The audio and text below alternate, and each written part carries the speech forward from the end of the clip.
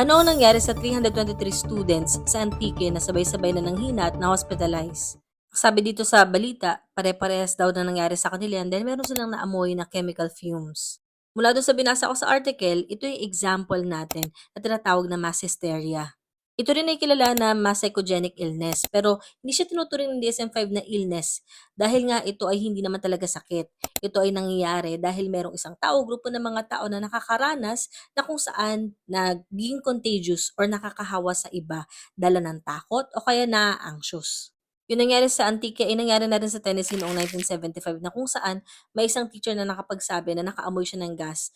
Then eventually yung takot ay naranasan din ng mga bata, sinabi nila nakaamoy sila at kasama ang mga teacher ay na-ospital. Pero nung chinek ng mga doctors, wala namang kahit anong toxic substances na talaga nakaapekto sa kanila. Very interesting, di ba? At marami din kayong mariresearch ng mga mass hysteria sa history natin. Isama na rin natin dito yung mga grupo ng mga bata na sinasapian, yung tarantism sa ibang bansa at marami pang iba.